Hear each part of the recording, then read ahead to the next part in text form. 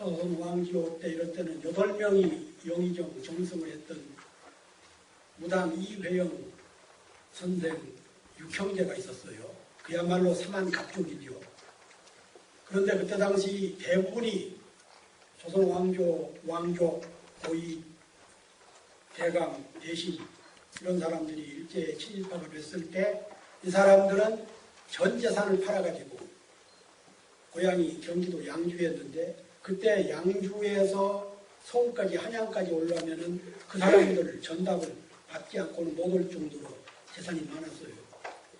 그런 때 이분들은 그해 12월 말에 전 가족, 6형제 가족 40명하고 노비들 20명, 60명이 압록강을 건너가서 만주에다가 신흥 무관학교를 세웠습니다. 거기서 10년 동안에 신흥 무관학교에서 10년 동안에 배출한 우리 독립군 군관이 3,500명 정도였습니다. 이분들에 의해서 보호동 전투라든가 청산리 전투라든가 또 나중에 조선 독립군, 광복군, 우리 독립군의 요람이 된 게 신흥 무관학교였습니다. 그런데 지금까지 거의 알려지지 않았고 추모하는 그런 기념 행사도 없었고 더욱이 3,500명 졸업생 중에서 이름이라도 남아있는 사람은 10분의 1 정도밖에 안 됩니다. 그래서 저희가 뜻을 모아서 그런 위대한 성각자들 이런 분들을 기려야 된다 해가지고 매년 7월 달이면은 전국에서 학생들 한 50명에서 70명 선발을 해가지고 그분들이 싸웠던 만주 일대, 백두산 이런 데를 돌면서 학생들, 교사, 선생님들 모시고 신흥무관학교의 존재, 투쟁 이런 것들을 가르치고 있고 그렇습니다. 그런데 이제 정부 산하의 기관도 아니고 또 현 시국이 이런 데는 별로 그렇게 관심도 안 보이고 해서 쉽지는 않습니다만은 그러나 그 혹독했던 시절에 친일을 거부하고 재산을 팔아서 그 6형제 중에서 제일 돈을 많이 냈던 분은 중국에서 굶어 죽었고 5형제 나머지 가족들은 대부분이 다 죽었고 한 분이 살아서 돌아오셨는데 이분이 초대 부통령이었던 성제 이시영 선생입니다. 이승만하고 싸우다가 1년 만에 사표 던지고 나왔습니다만은 그런 분의 그런 정신 이런 것을 받들고자 해서 신흥무관학교고 공동대표라고 해서 6사람이 지금 분담해서 일을 맡고 있고 그렇습니다. 너무 서론이 길어졌습니다.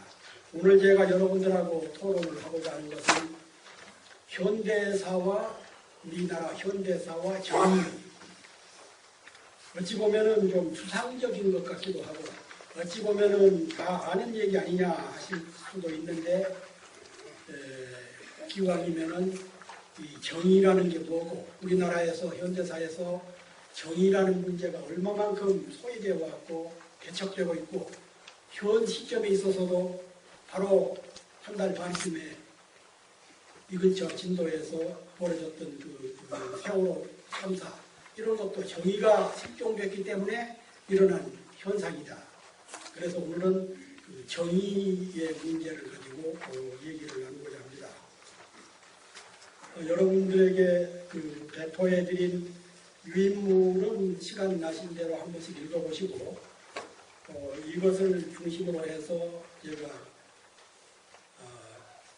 생각나는 대로 말씀을 드리고자 합니다. 한 2달쯤 전에 제가 이 제목을 정한 것은 2달쯤 전에 우리나라의 그 민변이라고 있습니다. 민주화를 위한 민주변호사협회 민변에서 이 제목을 주면서 저보고 강의를 해달라고 해서 그 덕택에 공부도 좀 했고 그래서 오늘 똑같은 주제로 2번째 강의를 하게 됐습니다.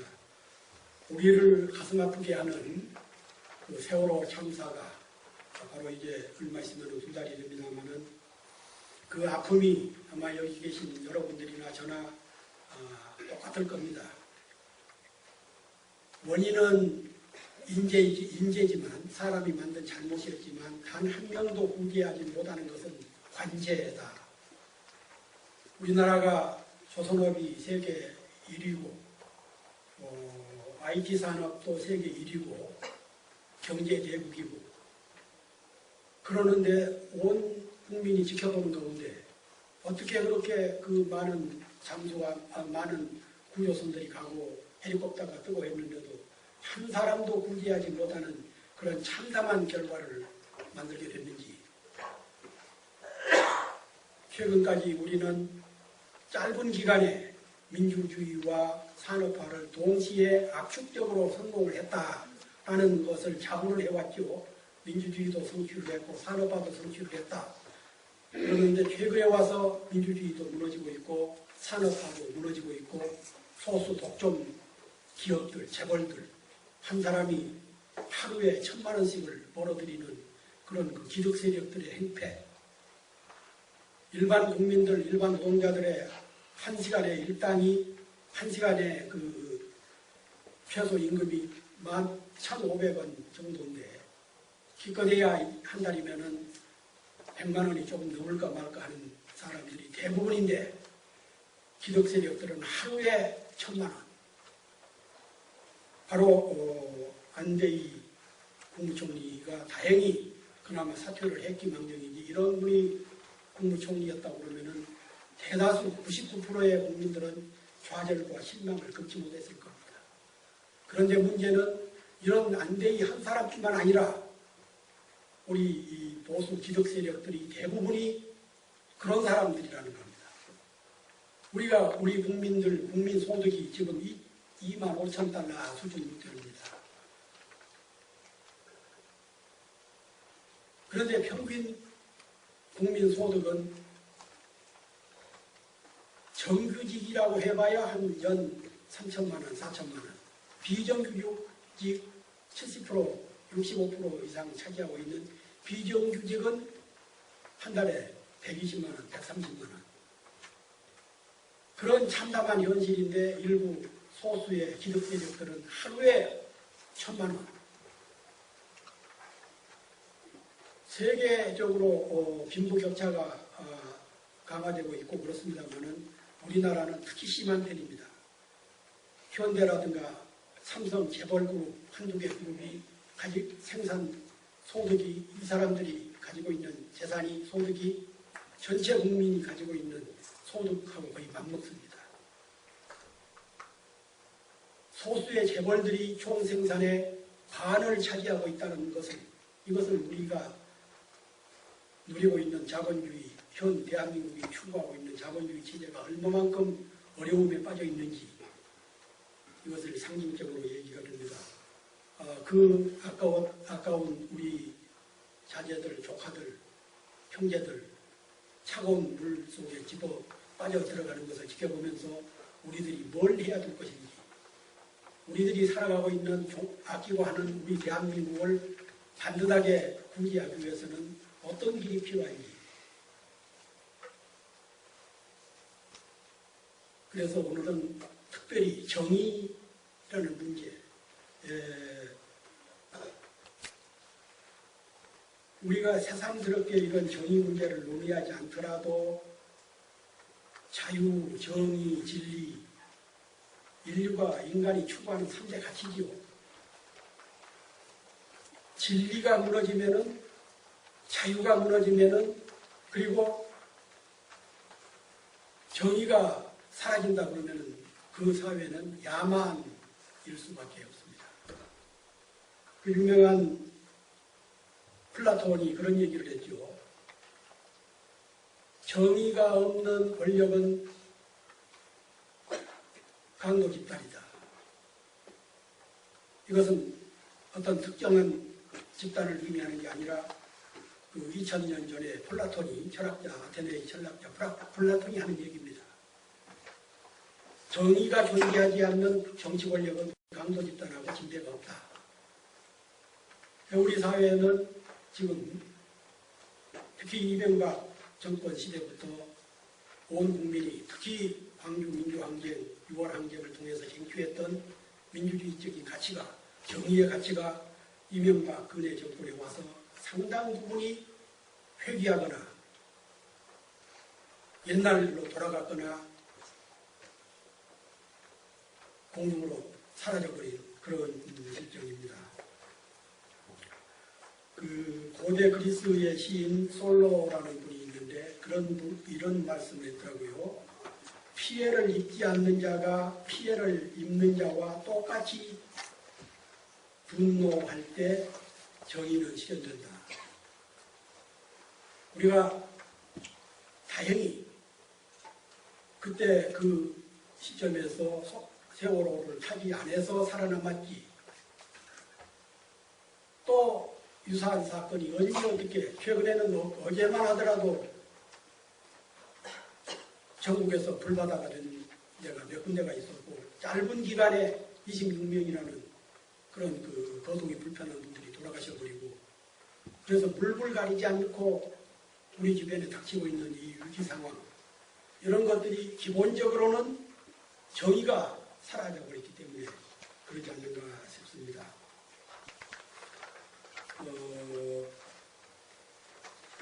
여러분이 다 아시는 얘기입니다만은 우리나라가 어제 오늘 일이 아닙니다. 특히 우리나라의 그런 그 국민들, 민초, 백성들은 나라를 지키고 어려움 속에서도 국난을 극복하려고 애를 썼는데 지도자라는 사람들, 아까 그 신흥보건학교 얘기를 했습니다만은 그 육형제 이런 분들은 자신들이 모든 재산을 다 털어서 신흥보건학교를 세우고 독립운동을 하고 그랬는데 왕족들, 고위 대신들 이런 사람들은 대부분 친일파가 됐죠.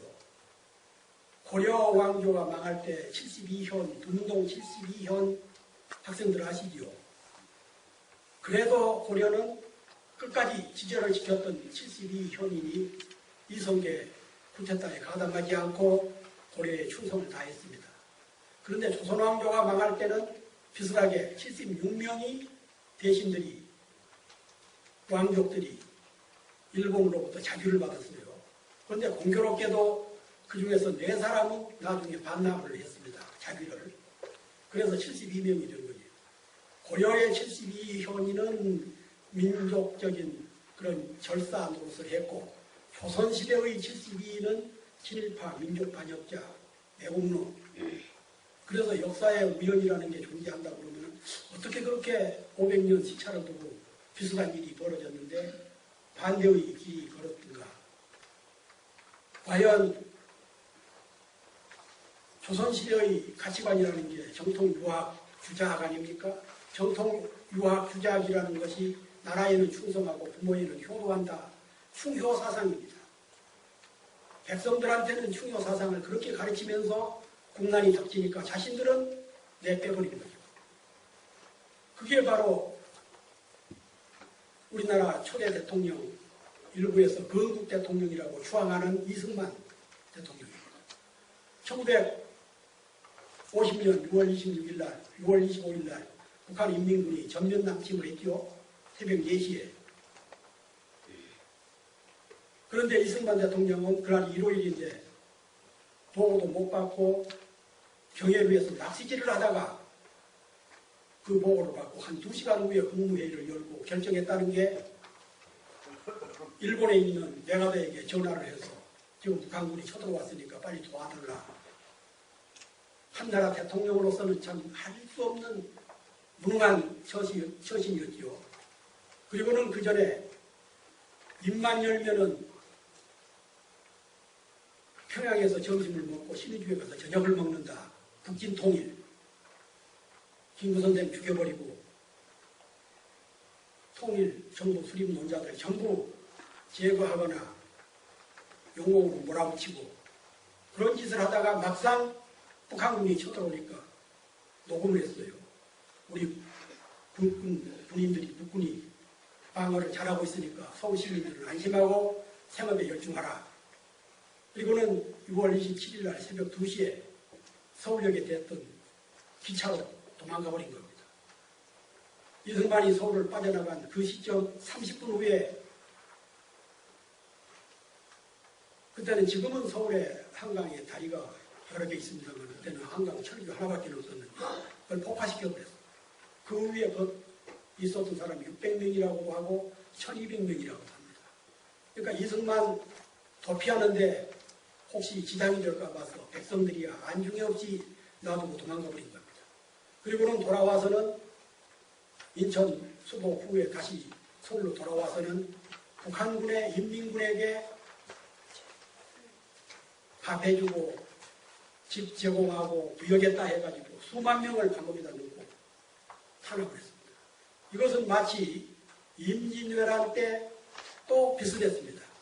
임진왜란 때 일본군이 쳐들어오니까 선조대왕은 그때도 안심하라고 해놓고서는 신의주로 도망가 버렸죠. 그러니까 백성들이 우리를 두고 임금이 피난 가면 어떻게 하느냐고 어가를 붙잡고 울고 그러면 수의병들이 목을 쳐버리고 그래서 임금이 살던 경복궁 불질러버린 겁니다. 일본군이 불질른 게 아니라 백성들이 불질러버린 겁니다. 그리고는 다시 이제 우리 의병 명나라 지원군 도와서 다시 회복을 하니까 그때는 이순신 장군 같은 분도 아마 살아났으면은 제 명이 못 죽었을 거예요. 의병이라든가 이렇게 일본군하고 처절하게 싸웠던 사람들은 별로 공을 인정하지 않고 중국에 가서 명나라 군인들을 초청한 그 사람들만 주로 훈장을 주고 그랬어요. 자기를 보위해서 의주까지 함께 갔던 사람들만 포상을 하고 그리고 왕이라는 사람이 도망다니다가 와가지고 그때 얼마나 많은 사람들이 끌려가서 죽고 그랬습니까? 그리고는 그 몇 년 후에 인조 대왕이지요. 대왕이라는 대자도 어울리지가 않는 분이지만 인조로는 또 막상 청나라가 병자호란, 정묘호란 쳐들어오니까 자기는 백성들 내버려두고 강화도로 피난을 가려고 하는데 가족들은 왕실 가족들은 자식들은 이미 그리 내보냈지요. 강화도로. 그런데 그걸 알고 청나라 병사들이 길목을 막아버리니까 남한산성으로 들어가서 거기서 결국은 융복이라고 그 청나라 옷을 입고 3층 계단 밑에서 3대 9번두 학생들 아마 3대 9번두라는 얘기 들어봤을 겁니다. 머리를 3번 땅에다가 부딪히고 그 소리가 땅에 부딪히는 소리가 청나라 임금에게 들려야 되는 겁니다. 그런 수모를 당하고는 막상 이제 화친조약을 굴욕조약이죠. 화친조약을 맺은 후에는 그때 우리 그 여성들, 어머니들, 딸들이 한 9만 명에서 10만 명 정도가 끌려갔어요. 그래서 이 사람들이 돌아오니까 또 공납전 돈을 주고 또 탈출해서 돌아오니까 이 사람들을 원래는 환향여지요. 고향으로 돌아온 여성들. 그런데 인조 정권에서는 환향짓을 했다. 그래서 환향년. 지도자들이 나라를 제대로 지키지 못하면서 화를 애꿎은 여성들이 짊어지게 됩니다. 조선시대 때, 식민지 시대 때도 지금 국제적인 논의가 되고 있는 여성 위안부. 남성들이 정치를, 지금은 여성들 정치 참여 비율도 높아지고 있고 그렇습니다만 조선왕조 식민지 시대 이런 때는 남성들이 절대적인 주권 사회인데 남성들이 정치를 제대로 못 해놓고서는 화는 여성들이 이중으로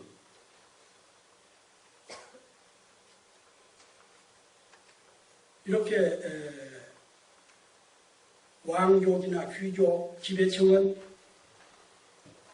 기회주의적으로 외세가 밀려오면 외세 편을 들고 나라를 백성을 지키지 않고 지만살이라고 도망가 버리고 이승만이 그랬고 인조가 그랬고 광해 선조가 그랬고 그렇습니다. 이들뿐만 아니라 근현대사를 지켜볼 때 과연 이 나라의 지배층, 지도층이 나라가 어려웠을 때 얼마만큼 백성들을 위해서 일을 했던가. 과연 이 나라에 정의라는 게 존재했는가? 아까 신흥보건학교 얘기를 했습니다만 그런 분들은 극소수에 불과합니다. 그리고 나머지 대다수의 지배계층들은 뇌 빼거나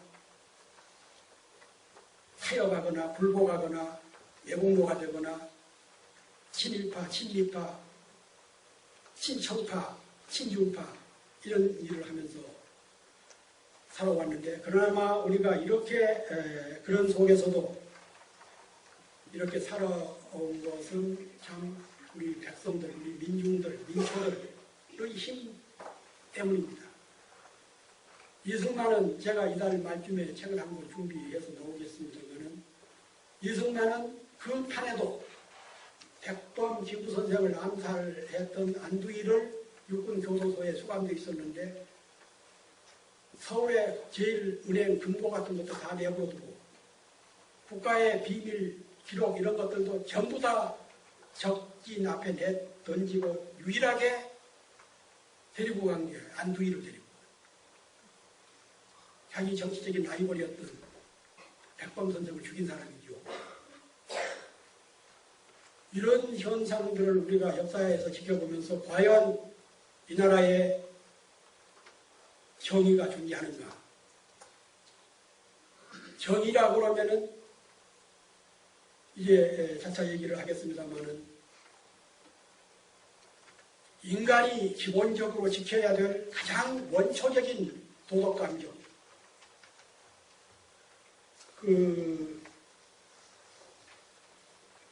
유교 우리가 조선 고려 후기 때부터 조선 500년간은 유교 국가였는데 유교를 정통으로 믿고 그것을 공부해서 과거에 급제하는 사람들이 관료가 되고 그래 왔는데 그러니까 유교는 국교가 된 것이죠. 그런데 유교에서도 정의를 대단히 높이 평가를 합니다. 다만 조선 왕조의 부패 타락한 그런 관료들이 자신들의 기득권을 지키기 위해서 맹자라든가 이런 저항적인 유교 사상은 배제해버리고 그리고 유교 중에서도 나중에 그런 지행 일치를 요구하는 양명학 같은 것은 발도 못 붙이게 해놓고 정통 주장만을 내세웠어요. 그 중에서도 그런 충효 사상만 강조하고 정의, 의 이런 것은 배제를 해버린 겁니다. 제가 몇 가지 사례를 들어보겠습니다. 공자가 말하기를 군자는 천하의 일에 대하여 꼭 그래야 한다는 것도 없고 절대로 안 된다는 것도 없으며 다만 의로움만을 쫓아야 된다.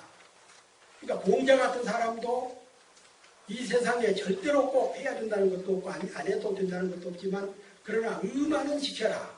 정의만은 지켜라. 그리고 또 이런 얘기를 했습니다. 논어에 여럿이 하루 종일 함께 지내면서 말이 의에 정의에 있지 않고 자잘한 재치 부리기에만 좋아한다면 그런 모임을 갖지 말아라. 친구들끼리 모이거나 무슨 동창들끼리 모여서라도 세사 잡담 물론 사람이기 때문에 그럴 수도 있지만 그러나 그 기본은 그 원칙은 정의에서 멀어져서는 안 된다. 정의롭게 토론을 하고 정의를 위해서 모임을 갖고 그래야 된다. 이게 공자가 한 얘기입니다. 그리고 또 있지요. 공자가 말하기를 군자가 의로움으로 바탕을 삼아 예로서 그것을 실천하며 겸손하게 그것을 표현하며 신으로서 그것을 이루하나니 이것이 군자다. 그러니까 군자 선비를 말하는 것이죠. 군자 선비는 이렇게 의를 통해서 실천한다.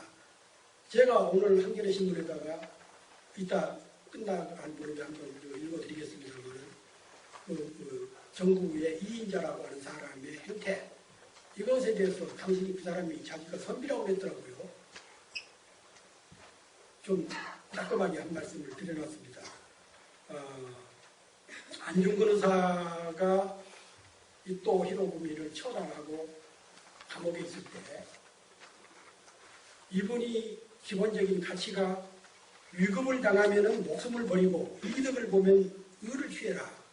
이게 견위, 친형, 견득, 사의 지금도 안중근 의사 유목에 나와 있지요. 정통 유교를 배운 사람들은, 공부하는 사람들은 이득보다는 의를 먼저 세웠습니다. 의가 없으면은 그런 모임에 참석하지 말라. 여러분이 혹시 아시겠습니다만 유교의 그 사단 실정이지요. 기본이 되는 4가지, 그리고 7가지. 여기서는 시간 관계상 4단만 얘기하겠습니다. 그러니까 사람의 본성에서 우러나오는 4가지 마음씨, 이게 유교의 기본이죠. 유교라는 학문의 기본이 4단입니다. 첫째가 인에서 우러나오는 측은히 여기는 마음, 측은지심이지요. 거지가 지나가는데 그냥 지나갈 수가 없다.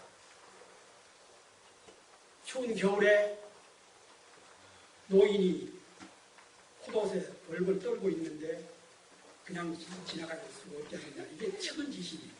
이것은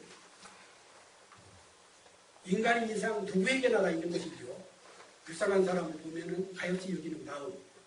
이것이 기본이라는 겁니다. 두 번째가 의에서 우러나오는 부끄러워하는 마음, 수호지심이죠. 우리가 곁에서 늘 지켜보듯이, 그리고 특히 세월호 사건에서 지켜보듯이 저건 아니지 않느냐. 어떻게 다 썩어가는 배를 18년 되는 일본에서는 폐기 처분하려고 하는 그런 배를 거액을 주고, 그렇지 않아도 우리나라가 조선업 배 만드는 데는 세계 1등인데 우리 국산 배를 사는 것도 아니고 다 썩어가는 일본에서 폐기 처분되는 그런 배를 사다가 그것도 이명박 정권에서 원래는 20년이었는데 30년으로 연장해주고 150석인가 좌석을 늘리고, 그리고 거기다가 수많은 자동차와 철물을 싣고 넘어지지 않으면 기적이죠. 이게 의가 요즘 기관끼리 서로들 짜고 해먹는 그런 사례가 한두 가지가 아닙니다만은 기본적으로는 의가 살아있지 않았기 때문에 그런 겁니다. 그런데 흔히 지금 그 선장을 많이 지탄을 합니다만은 물론 기본적으로는 나쁘지요. 나쁜 놈이지요. 그 어린 아르바이트 하는 22살짜리 그 이제 들어간 아르바이트 들어간 3달 된 그런 그 여자보다도 더 정신이 날아가 버리는. 그러니까 이런 사람들이 봤을 때는 그 죽도록까지 일해도 한 달에 250만 원. 그것도 정규직도 아니고. 그리고 그 밑에 있는 기관장, 사무장 이런 사람들은 대부분이 팀무명에서 15명이 비정규직이고. 그리고 돈은 그렇게 많이 벌었는데 돈은 관리들, 해경, 또 그 무슨 사주라는 사람한테 다 가져가고. 이렇게 의가 증발되어버리면 사회가 굶어 터지게 되는 것이죠. 그리고 그 다음에가 예의, 우러나오는 사양지식. 우리가 인간인 이상 예를 모르면은 그건 스승에 대한 예의, 부모에 대한 예의, 윗사람에 대한 예의뿐만 아니라 아랫사람에 대한 예의. 윗사람이 윗사람다워야 아랫사람이 아랫사람다울 수밖에 없죠. 임금다워야 신하가 신하다울 수밖에 없듯이. 그리고 마지막으로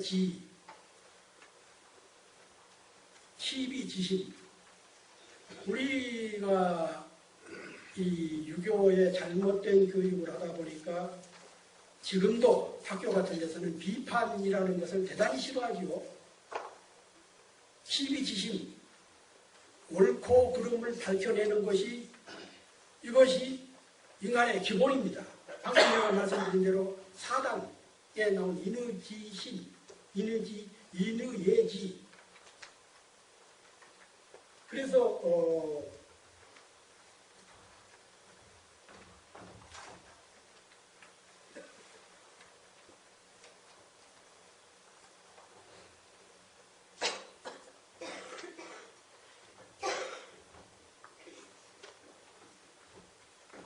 옳고 그름을 분별하는 거, 판별하는 거, 이것이 시비지식이고 이것이 사단 중에 하나입니다.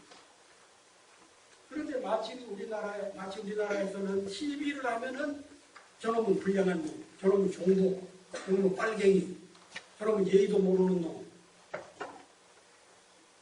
공자가 말하는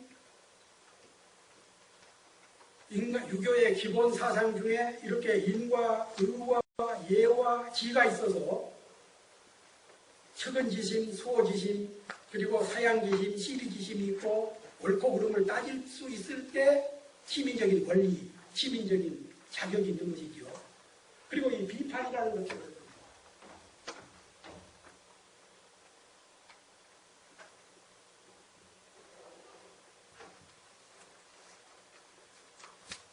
원래는 이 비자를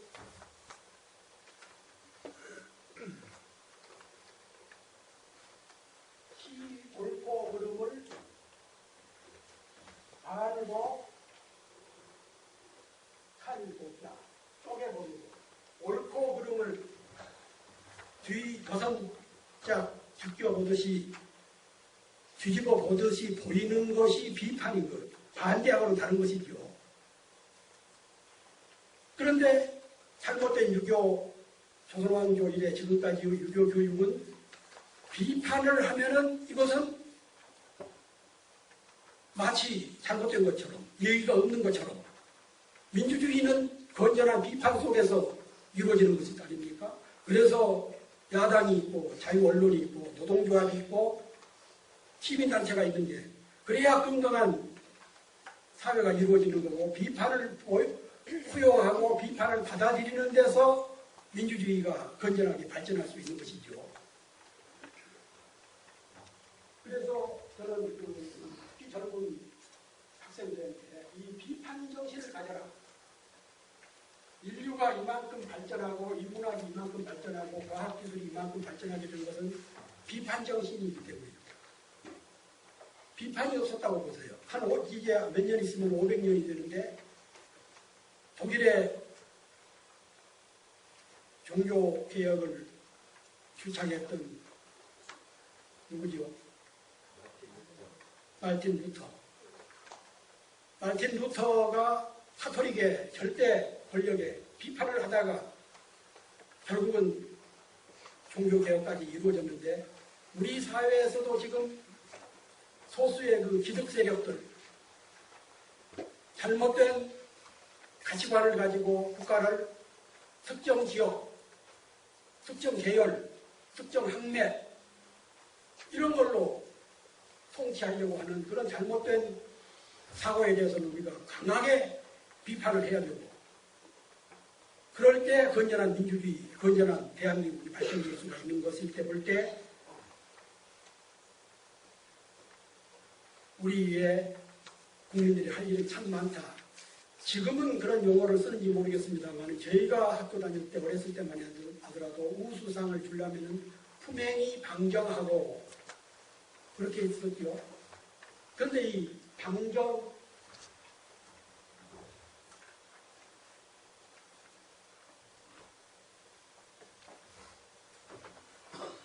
방정하다는 것은 선생님 말씀 잘 듣고 그저 맹목적으로 옳습니다 하고 그런 게 아니죠. 모방자, 모관한다는 얘기입니다.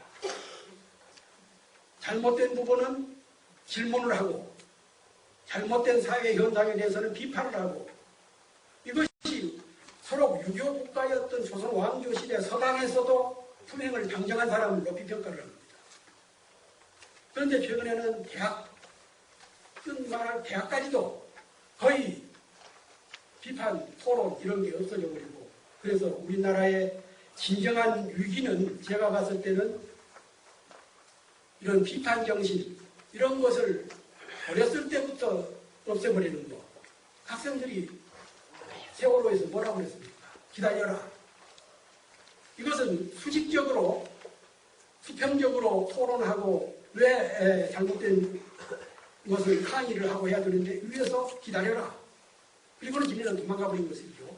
이승만이 그랬듯이 인조가 그랬듯이 선조가 그랬듯이 그래서 우리는 이게 그런 비판 그런 그 사력이 있습니다. 우리의 그 조선 후기, 중후기 이럴 때 사색 방쟁이 얼마나 많았습니까? 그래서 우리가 흔히 괜찮다라는 말 쓰지요. 괜찮다라는 용어 단어가 관계하지 아니하다의 준말이라는 겁니다.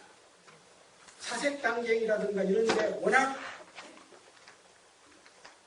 심해서 이쪽에 들어가도 죽고 저래 가서도 죽고 귀양 가고 씰 당하고 그러니까 관계하지 아니한 것이 괜찮은 것으로 국민의 정신에 박혀버리는 그런 잘못된 역사를 우리가 살아왔는데 그러나 민주주의는 국민이 주인 아닙니까? 왕은 하늘, 땅, 사람을 가로질러서 지배하는 게 이게 왕인데 근대 민주주의가 발달하면서 왕이 머리바닥에다가 망치를 모선 하나 박아버리는데 이게 1789년 프랑스 대혁명 때 루이 16세 앙뚜아네트 처단해버리고 하는 게 왕의 머리에다가 옷을 박아버린 거거든요. 이게 민주주의 국민의 주인은 바로 백성이다. 이런 것들을 우리 국민들이 통합혁명에서 4.19 혁명에서 광주 민주화 운동에서 6월 항쟁에서 이렇게 우리가 차지해서 여기까지 왔는데 이명박 군의 정부에서 이것을 역주행을 하려고 하고 있고 지금 상당 부분이 역주행하고 있습니다. 모처럼 이루었던 민주주의, 언론의 자유, 노동 자유 최근에 그 국제언론협회에서 연 3년째 지금 우리나라를 최하위 앙골라, 방글라데시 이런 수준으로 우리나라 언론을 평가를 하고 있고 국제노동협약 기구에서도 연 지금 몇 년째 최하위로 노동자들이 평가받고 있고 이것은 얼마만큼 우리 민주주의가 우리 산업화가 짧은 기간에 성공을 했다고 자부를 해왔는데 근래 7, 8년 동안에 이렇게 후퇴를 하고 있고 이것은 저는 권력 가진 사람들한테도 문제가 있지만 우리 국민들이 주인의식을 가지고 비판을 하지 못하고 침묵하고 있기 때문에 그런 게 아닌가 그렇게 생각이 듭니다. 유교의 정의는 이 정도로 하고 다음에는 기독교 저희 집에서도 많이 기독교 교회를 다니고 그렇습니다만 우리나라 기독교가 근래에 와서 특히 그 일부 개혁교회 그런 그 보수 카시오 목사들에 의해서 대단히 잘못된 길로 가고 있는데 기독교의 본질은 어떻습니까? 예수 그리스도 예수님이 말씀하시기를 정의와 공정, 정직과 겸양을 가르치며 온유와 사랑을 선포하였습니다. 마태복음에 나타나는 예수의 가르침은 이런 것들이 있더라고요. 의를 위해 배고프고 목마른 자는 복이 있나니 저희가 자비로움을 얻을 선지자니라. 내가 세상에 화평을 주려고 온 게 아니냐. 화평이 아니라 검을 주러 왔노라. 검이라는 게 뭡니까? 정의를 실현하러 왔다는 것이지요. 좋은 나무가 나쁜 열매를 맺을 수 없고 못된 나무가 아름다운 열매를 맺을 수 없느니라. 특히 그 이사야 28장에 이런 얘기가 있습니다. 나는 공정을 줄로 삼고 의를 추로 삼느니라. 의를 실현하기 위해서는 공정, 공평 이런 게 중요한 것이죠. 어떤 사람은 하루에 5만 원짜리 감옥살이를 하고 어떤 사람은 하루에 5억짜리 감옥살이를 하고 그것도 감옥살이가 아니라 면탈을 하고 어떤 사람은 한 시간에 1,500만 원, 1,500원을 버는데 어떤 사람은 하루에 1억씩을 벌고 하루에 1,000만 원씩을 벌고 이런 것은 공정한 사회가 아니죠. 이렇게 얘기를 하면은 그러면 공산당 하자는 얘기냐? 그게 공산당입니까? 우리나라 헌법에는 모든 국민은 국민다운 생활을 할 권리가 있다. 인격권이라는 게 있고 그리고 현 정부 출범하기 전에 공정사회, 국민 통합, 기업 통합, 경제 자유, 자유경제 이런 것을 다 약속을 했지 지키지 않았습니까? 안 지켜서 그렇지. 그래서 이사야 28장에 나오는 나는 공평을 줄로 삼고 의를 추워 삼느니라. 그게 예수님의 가르침입니다. 그리고 의로우신 분이기에 모든 것을 의롭게 처리한다. 의롭지 못한 분들은 변명할 길이 없느니라. 의에 줄이고 목마른 자는 복이 있나니 저희가 긍휼히 여김을 받을 것이요. 그리고 마태복음 6장 33절에는 너희는 먼저 그 나라와 그 의를 구하라. 이게 지금 무슨 야권 무슨 후보가 한 얘기가 아니라 2000년 전에 예수 그리스도가 한 얘기입니다. 너희는 먼저 그 나라와 의를 구해라. 그런데 이번에 그 도망친 무슨 구원파 교주라는 사람, 그 주변에 있는 사람, 또 이 사람뿐만 아니라 우리나라의 불기의 대형교회 목사라는 사람들, 장로라는 사람들, 과연 이 사람들이 예수 그리스도의 기본 정신을 배우고 있는 것인지, 가난한 국민들 엉뚱하게 말로 꼬셔가지고 헌금 빼내고 재산 탈진하고 그런 것들이 예수의 탈을 쓴, 십자가의 탈을 쓴 일부 멀쩡한 그리스도인들이 아닌가. 또 있습니다. 너희는 세상의 소금이니 소금이 만일 그 맛을 잃으면 무엇으로 짜게 하리요. 후에는 아무 쓸데 없이 다만 버리어 사람에게 밝힐 뿐이다. 이 소금론, 이것은 소금이라는 것은 공직자, 언론인, 특히 검찰, 재판관 이런 사람들이 소금 역할을 해야 돼요. 그런데 소금 역할은커녕 오히려 부패의 고리가 되고 협작꾼들이 되고 권력에 아첨해서 지금 KBS 사건만 보세요. 기레기라는 용어가 요즘 유행어죠. 기레기, 기자 쓰레기라는 얘기. 세월호 사건 때 그 유가족들이 대통령에게 매달리면서 우리 자식들 구해달라고 항의를 했어요. 이런 것은 전부 KBS 화면에 다 빼버리고 마치 자비로운 부처님처럼 행동하는 그런 모습만 보이고, 그러니까 그 기자들도 인간이기 때문에 앞서 제가 말씀드린 대로 수호지심이라든가 시비지심 이런 게 다 있는 인간인데 사장이나 보도본부장의 행태를 보고 더 이상 참지 못하겠다. 국민 세금으로 먹고 사는데 그래서 일어나는 게 KBS 사건입니다. KBS 뿐입니까? MBC는 어떻고, 그리고 또 방송국만 그렇습니까? 신문사, 일부 신문사들. 비판하면은 교사들이 대통령 퇴진을 하고 비판하면은 이것을 좌경, 용공, 종북으로 몰아붙이고, 그것도 과거에 무슨 짓들을 해서 지금 저렇게, 제가 신문사에 있을 때나 시민운동을 할 때 제일 먼저 우리나라에서 바로잡아야 될 게 족벌 언론입니다. 일제 때는 일제를 추종하고 이승만, 박정희 전두환 때는 군사롭게 앞개비 노릇을 하고, 그리고는 재산을 늘려가지고 부를 늘려서 지금은 국민들을 바르게 보도를 하지 않고, 다행히 일부 언론 방송인들이 벌기를 해서 조금은 나아질 것 같습니다만은 우리가 또 지켜보기로 하겠습니다. 그리고 예수는 현할 당시 유대인들을 유족 세력인 사두개파 그러니까 사두개파는 동족이 겪은 억압과 착취를 외면하고 로마의 헤롯 왕을 지지한 우리 같으면 보수 꼴통들이죠. 이런 사람들, 이런 세력에게 대항해서 예수가 나타난 게 자유의 친봉자로 나온 겁니다. 그런데 마치 예수를 믿으면 천당 가고 믿지 않으면 지옥 간다. 헌금을 많이 하면 천당 가고 헌금을 하지 않으면 지옥 간다.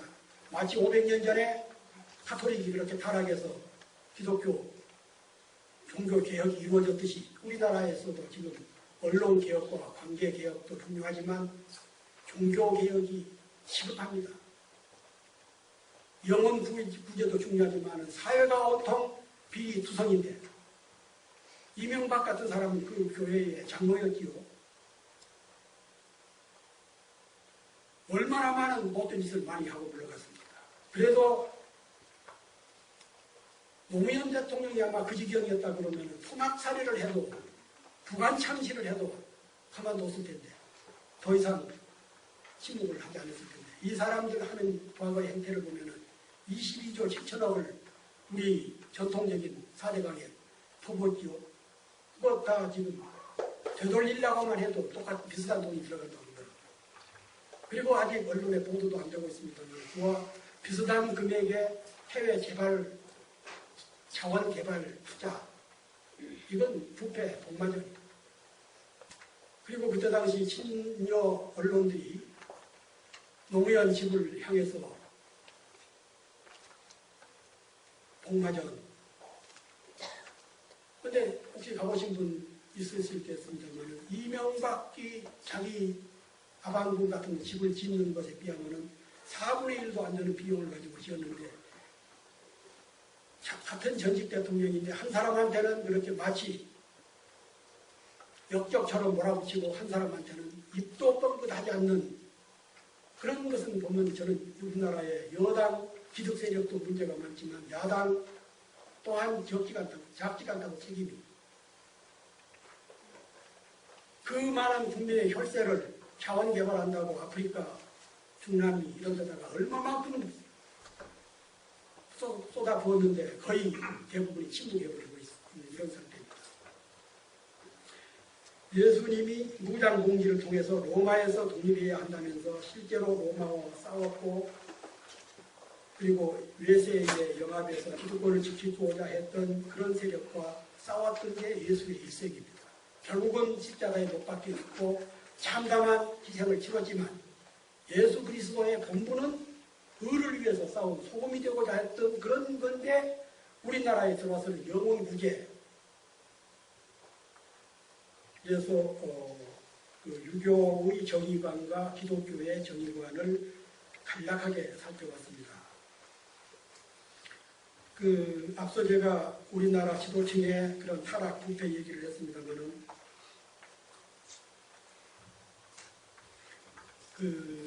칼레의 시민이라는 얘기 혹시 들어보셨죠?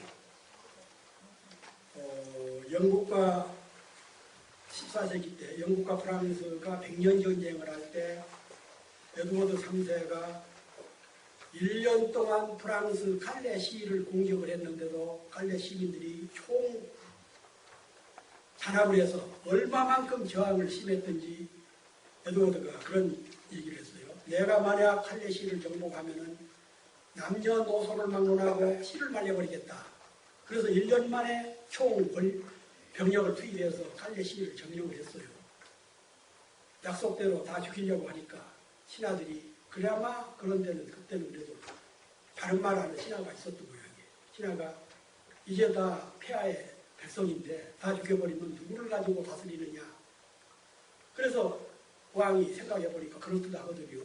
그래서 왕이 그렇다 그러면은 갈레 시민들 중에서 6명만 희생을 시키겠다. 이건 참 쉽지 않은 일이죠.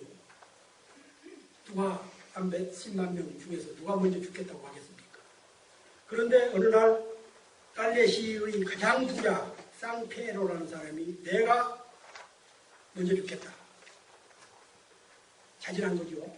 그리고 두 번째가 귀족, 그리고 법률가 이런 순서로 한 30명이 나왔어요. 먼저 죽겠느냐고. 그걸 지켜봤던 에드워드 3세가 감동을 한 겁니다. 아, 이런 정신, 이런 시민의식. 그래서 결국은 다 살려줬는데 여기서 노블레스 오블리주라는 연원이 나오게 된 겁니다. 높은 지위에 많은 재산을 가지고 있는 사람일수록 책임을 느껴야 된다. 제가 처음 말씀드렸던 신흥보건학교를 세운 이회영 선생님들. 나라가 어려웠을 때 의병을 나섰던 사람들. 제가 작년 10월 달에 그 카자흐스탄, 저 중앙아시아에 있는 카자흐스탄 공화국에 홍범도 장군 70주기를 맞아서 제가 그 홍범도 평전을 써가지고 거기다가 무덤의 묘소 정도 거기 묻혀 있습니다. 홍범도 장군이 누굽니까? 일제강점기에 청산리 전투, 보고동 전투를 우리가 유일하게 2번 이겼던 게 두 전투인데 그 지도자였어요. 그런데 홍범도 장군은 평양 지역에서 출생을 했는데 자기 아버지도 머슴이고 본인도 머슴입니다. 머슴인데 나라가 망하니까 삼포수들을 동원해가지고 의병 노릇을 하고 만주로 가고 러시아로 가고 그래서 백전백승을 했고 일본식 기록을 보면은 나르는 홍장군이라고 얼마만큼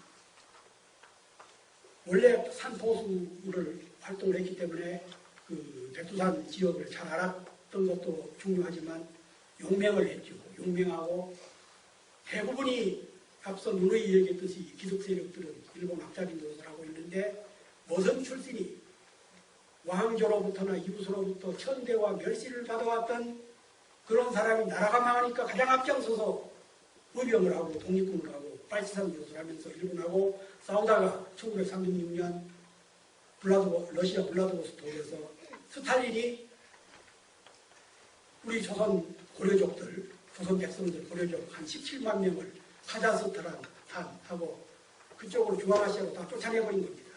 거기서 홍범도 장군은 우리 조선인들, 고려인들이라고 그러죠. 그쪽 사람들은 고려인들이 세운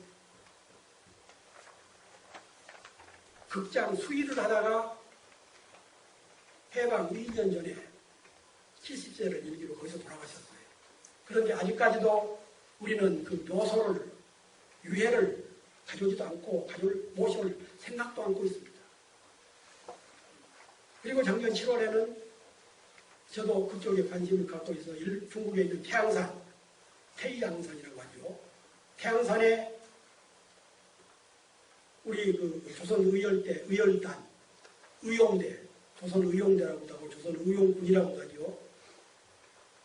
이런 분들이 거기서 일본군 정규군하고 맞서서 싸우다가 비참하게 돌아가신 분들이 있습니다. 근데 그분들 묘소도 지금도 태양산에 아이고 이거 제가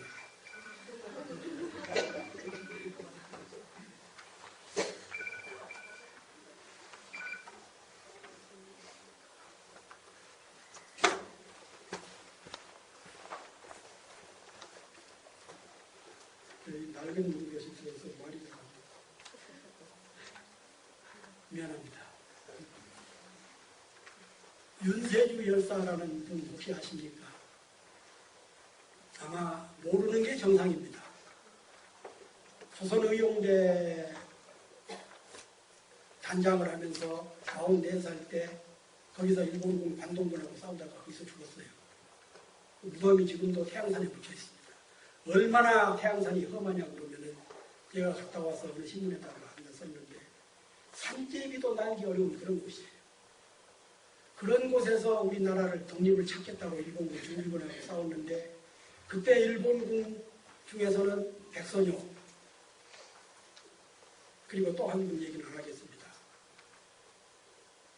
그런데 공교롭게도 돌아오는 길에서 신문을 보니까 백선엽을 한미 무슨 동맹 무슨 상을 받았고 지난 10년 동안 기사 딸린 운전수에 정부 국방부에서 뭘 대단하게 그렇게 했다는 기사가 났더라고요. 어떤 분은 산제비도 날기 어려운 태양산에서 조국을 찾겠다고 일본군하고 싸우다가 거기서 전사를 하고 그래서 해방이 되고 70년이 남아가는데도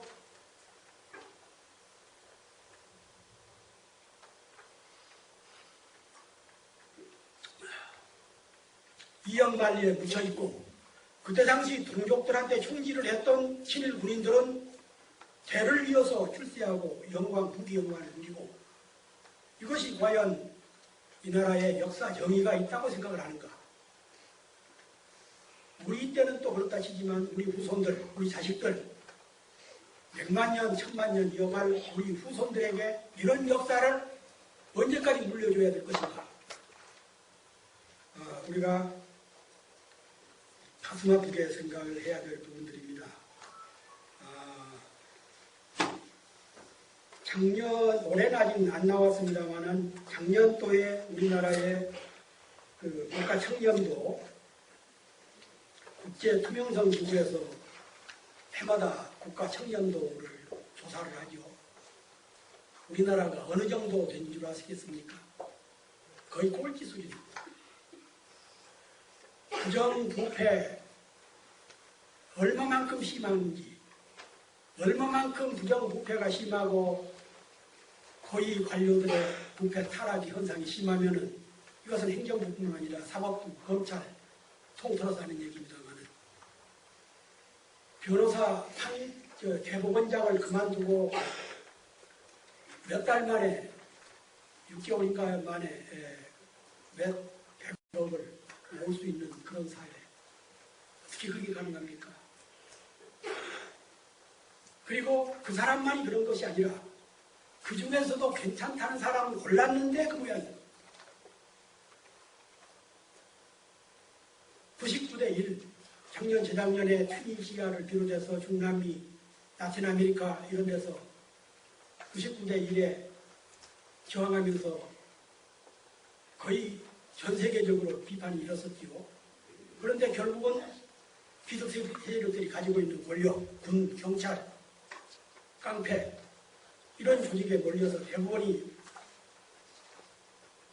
뜻을 이루지 못했습니다만 그러나 앞으로 이 99대 1의 현상에 대해서는 국내외를 막론하고 거대한 저항이 일어날 것이고 이걸 시정하지 않으면 우리 시대, 우리가 추구하는 갖고 있는 자본주의 자체가 위기에 몰릴 가능성이 대단히 많습니다. 그 20세기의 가장 위대한 사상가이고 철학자라는 프랑스의 시스고 누구죠? 그분이 그런 얘기를 했죠. 에릭 홉스범이 그런 얘기를 했더라고요. 21세기는 분배의 시대다. 이건 공산당식의 분배 뭐 이런 뜻이 아니죠. 민주주의를 지키고 자본주의를 그나마 수정하기 위해서는 빈부격차를 줄여야 사회가 발전할 수가 있고 가진 사람들은 언제 여차하면 전쟁이 터지면 해외로 도망가고 있고 이미 대다수 기득 세력들은 외국에다가 다 터전을 만들어 놓고 있고 그렇죠. 그래서 우리 이 나라를 지켜온 국민들이, 백성들이 이런 그 소수의 기득 세력들의 비리, 비행 이런 것을 바로잡을 수 있는 그런 그 비판의식을 가져야 되지 않느냐 하는 생각이 듭니다. 온 국민이 존경하는 우리 이쪽 강진에서 18년 동안을 유배 생활을 하면서 썼던 그 목민심서의 사산 선생이 그런 얘기를 했죠. 청렴이야말로 만선의 근원이다. 40가지 선 중에서 청렴이 가장 중요한 선이다. 이것은 공직자들을 향해서 하는 얘기죠. 목민이니까. 모든 덕의 뿌리는 청렴에 있다. 청렴한 총리를 뽑았는데 그 모양. 그 전임 총리 또 그 사람도 그래서 못했죠. 싱가포르의 그 건국의 아버지라고 일컫는 리관유라는 수상이 있죠. 이 사람이 관직에 있을 때 집을 하나를 마련했는데 개발 붐을 타고 집값이 자고나면 뛰어올라오고 있어요. 그래서 비난을 받으니까 이것을 사회에다가 환원해버렸죠. 유명한 얘기입니다. 그리고 장제석 총통이 그 부패 때문에 망해서 그 중원 천지를 버리고 타이완으로 옮겨서 살면서 늦게 정신을 차린 거죠. 며느리가 부패에 걸리니까 권총을 보냈어요. 자결해라. 그래서 대만이 저 정도라도 부강을 이룬 겁니다. 미국이 2차 대전 때 중국을 장개석 정부를 얼마를 많이 도와줬습니까? 그랬는데 자고 나면은 무기가 모택동 부대로 넘어가 버리고 심지어는 탱크도 넘어가 버리고 그래서 그 중원 대륙을 뺏기고 그리 쫓겨갔는데 뒤늦게 정신 차려서 며느리한테 권총을 줘서 자결을 했죠. 나폴레옹은 어떻습니까? 보나파르트 나폴레옹이 천하를 유럽을 장악을 했는데 사람이 그 어떤 권세 위치에 도달하면은 하산 선생 말씀대로 만선의 근원인 청렴해야 되는데 부패하기 마련이에요. 그 정신이 못 차리기 때문에 그런 거죠. 그래서 나폴레옹이 자기 부인이 부패 소리가 들리니까 나폴레옹의 부인은 소문만 있어도 안 된다. 그리고는 내척이 졌지요. 나폴레옹이 대단히 그 영웅이기도 하고 또 유럽에서는 혹시 그 파리에 있는 나폴레옹 기념관 가보신 분은 아시겠습니다만 지금도 나폴레옹이 죽은 지 200년이 지났는데 묘비가 100비입니다. 묘비에다가 묘비명을 안 썼어요. 왜 그런가? 일부는 유럽의 영광, 프랑스의 영광을 가져다 준 프랑스의 영웅이다라고 생각을 하고 있고 일부에서는 침략 세력, 침략주의, 이웃나라 침략하고 시민들 학살하고 쿠데타를 일으키고 우리나라에서는 나폴레옹 꼬냑 한때 유행했었지요. 그래서 역사의 평가에 맡기자. 그래서 나폴레옹 묘비는 지금도 100비로 그대로 남아있는 겁니다. 역사라는 게 그렇게 준엄해야 되는 것이죠. 그런데 우리는 얼마 전에 주민시장인가 누가 박정희는 반신반인이다. 반은 신이고 반은 인간이라는. 그러면 그게 괴물인데 자기는 이제 충성한다고 반신반인입니다. 그리고 도처에 당진인가 와서 또 이제 박정희 동상을 세운다고 그러더라고요. 그리고 이승만, 제가 재작년에 독보 이승만이라는 평전을 썼는데 지금까지 우리나라에서 제가 미국까지 가서 그 비밀 자료들 이승만 행적을 많이 수집을 해서 썼습니다. 임시정부에서 나쁜 짓을 해가지고 쫓겨났고 대한민국에서 4.19 혁명 때 시민혁명으로 쫓겨난 그런 독재자를 국부, 건국의 아버지 그래가지고 일부에서 최근에 그 박근혜 대통령이 임명한 그 북사편찬위원장 유영익이라는 사람 그건 이승만의 유일신으로 인정하는 그런 분이거든요. 그런 사람을 하필이면은 국정교 와서 국사를 총괄하는 그런 그 북사편찬위원장에다 시키고 하는 그런 행태. 그래서 실제로 그 로마 천년이 우리나라가 신라 왕조가 한 900년 이상 세계 사상 한 왕조가 1000년을 간 역사는 로마 왕조밖에 없어요. 동로마 선호말을 하면서 그렇습니다. 그런데 그 로마가 그 극심한 유럽의 권력 쟁탈 사회에서 1000년 동안 왕조를 유지해 왔던 비결이 뭔가? 여러 가지가 있겠습니다만 대표적인 것은 그런 지배자들, 지도자들, 귀족 세력들이 책임을 지는 사회. 바로 오블리주지요. 노블레스 오블리주. 전쟁이 나면은 이 귀족들이 앞장서서 싸우고 국난이 닥치면은 귀족들이 앞장서서 해결하고 가지고 있던 재산들 대부분 다 내놓고 로마에서는 동로마나 서로마를 막론하고 평민이나 노예는 그런 군인이 될 자격이 없었어요. 권리가 없었죠. 당연히 자기네들이 귀족이고 지배자니까 의무를 해야 된다 해서 이 사람들만 군인을 가고했습니다. 나중에는 좀 이것도 흩어지고 그랬습니다만. 그래서 귀족 중에서 일부는 아이고 이런 귀족은 안 하겠다. 그래가지고 오히려 초기에 있었던 귀족 수보다 말기에 귀족 수가 15분의 1로 줄어들었습니다. 이건 세상에서 참 웃기는 일이죠. 우리나라만 하더라도 조선 말기, 후기 이런 때는 양반 귀족이 전체 국민들의 거의 4분의 1 빨아먹고 착취하는 사람이 늘어나면 늘어나는 것이 정순 그런 것이 역사였는데 로마에서는 귀족 수가 15분의 1로 줄어들었 그만큼 귀족들의 책임의식이 강했기 때문에 그런 현상이 나타난 겁니다. 6.25 전쟁 때 또 심지어는 천안함 사건 때 귀족들, 권력자들 희생된 사람이 누가 있습니까? 그제 어느 신문에 보니까 어떤 교수도 그걸 썼던데 6.25 한국전쟁 때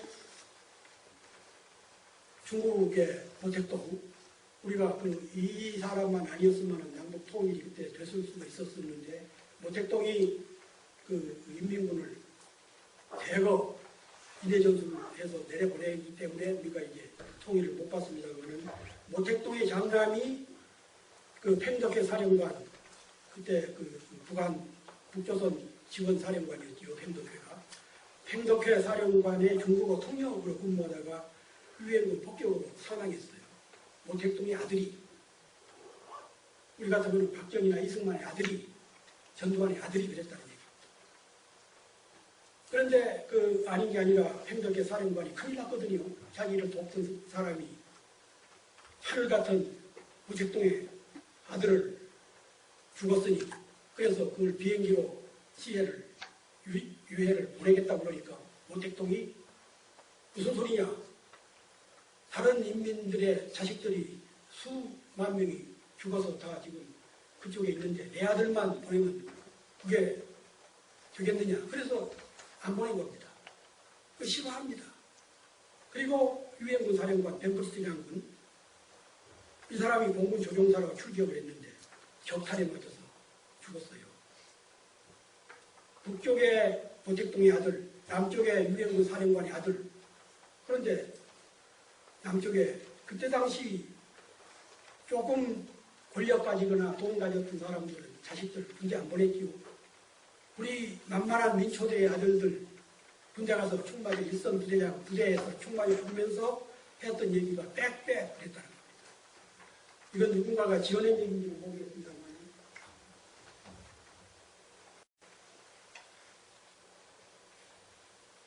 7, 4, 끈이죠. 배경이 있어야 된다.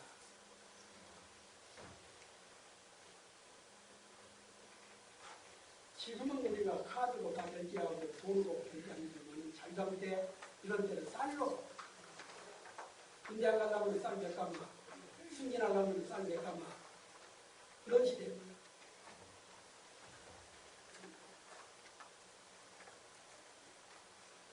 쌀과 쌀과 돈이 있었으면 내가 이렇게 와서 죽지 않았을 텐데 이런 게 없어서 죽었다. 그래서 죽으면서 빽빽 했다는 거예요.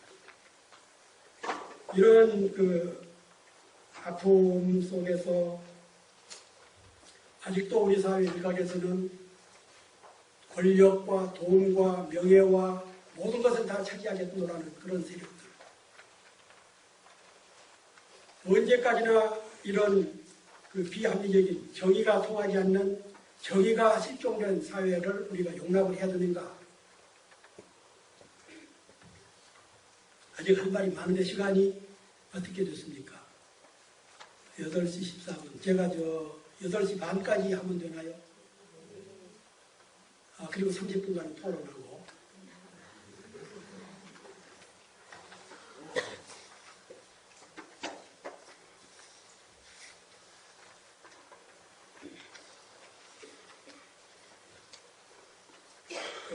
정의론에 대해서 조금만 더 설명을 하고 다른 쪽으로 넘어가겠습니다. 혹시 학생들이나 어르신들 중에 이제 나중에 틈이 나면은 존 롤즈라는 사람이 쓴 정의론이라는 책을 한번 보세요. 아마 제가 읽어본 정의 관련 책에 대해서는 이처럼 많이 정리가 잘 된 책이 없는데 이분 책 중에 이런 얘기가 있는 걸 제가 몇 가지 추려왔습니다. 사상체계의 제1덕목을 진리라고 한다면 정의는 사회제도의 제1덕목이다.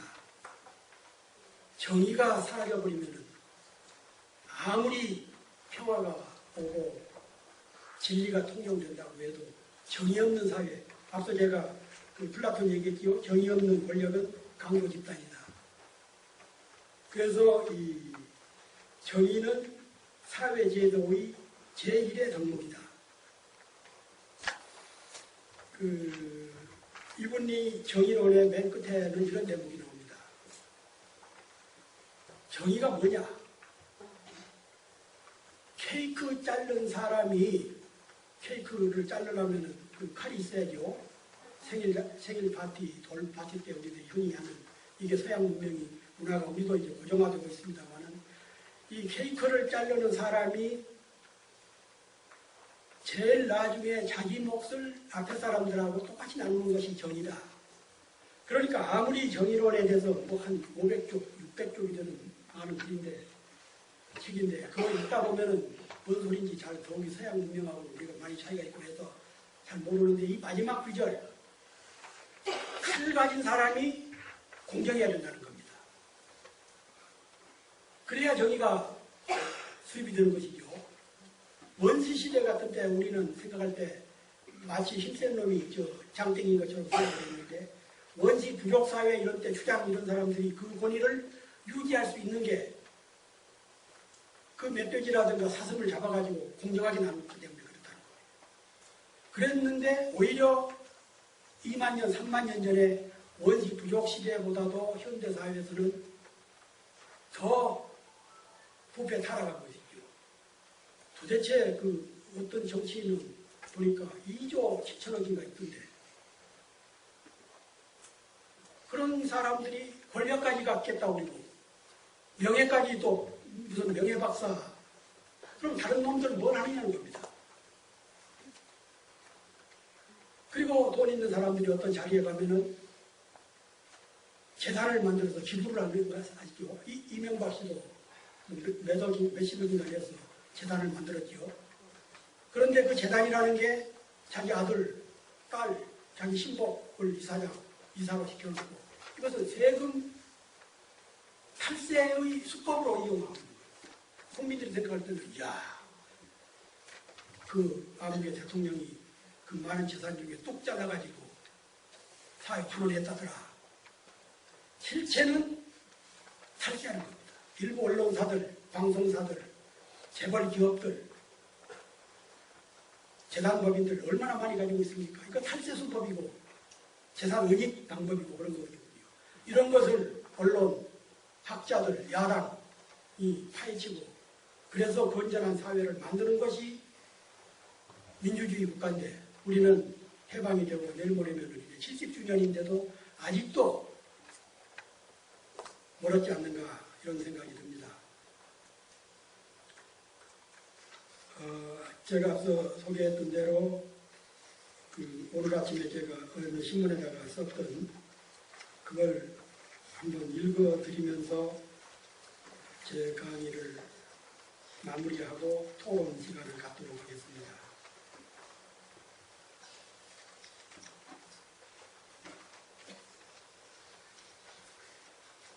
제목은 한말들이 지배 세상을 바꾸는 걸 길.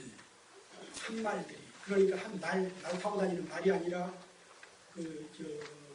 한말, 분말, 되보다 큰 거, 10마리짜리, 10배짜리가 한말이라고 그러죠. 요즘은 키로로 하니까 이런 걸 안 씁니다만은 한말들이 지배하는 세상을 어떻게 바꾸었는가. 세월호 참사 사건으로 정부 조직 개편에서도 살아남은 김기춘 대통령 비서실장이 이것은 특정인을 제가 거명을 했습니다만 이미 오늘 아침 신문에 다 보도가 됐기 때문에 괜찮습니다. 김기춘 대통령 비서실장이 취임 1주년을 맞은 박근혜 대통령에게 사위직위 자사라는 그런 문구를 전달했다고 그러더라고요. 뭔 말이냐 그러면은 선비는 자기를 알아주는 사람을 위해 목숨을 바친다. 그런 얘기입니다. 흔히 있었던 얘기죠. 조선시대 선비들은 그 여자는 자기를 사랑하는 사람을 위해서 뭘 어쩌고 남자는 선비는 자기를 알아주는 사람을 위해서 목숨을 바친다라는 그런 얘기가 있는데 그런 얘기인데 제가 참 놀랐다. 김기춘 씨가 선비로 자처하는 것도 그렇고 충성의 대상이 국가가 아니라 인명권자라는데 더욱 놀랐다. 마치 왕조국가 분신관계의 인식이다. 해서 왕실장, 황관이라는 세 병이 나옴직하다. 김기춘 씨가 선비로 자처하는 것은 선비에 대한 모독이다. 공자의 제자 자공이 물었습니다. 어떻게 하면 선비라고 할 수가 있습니까? 공자가 답합니다. 언제나 수치심을 가지고 자기의 언행을 욕되게 하지 않는 사람을 말한다. 이것은 제가 출처를 밝혔습니다. 원어 자로편에 나옵니다. 민주공화제를 송두리째 부정하는 유신헌법의 기초자 부산지역 기관장을 모아놓고 지역감정을 조장하면서 우리가 남이가를 서슴지 언행의 그가 선비라는 데 놀랍다. 자공이 다시 물었습니다. 그 다음 가는 사람은 어떠합니까? 공자가 말합니다. 일가 친척들로부터 효자라는 칭찬을 받고 온 나라 사람들로부터 외롭다고 칭찬을 받는 사람이다. 효자 여부는 제가 알 수가 없으나 우애는 아닌 것 같다.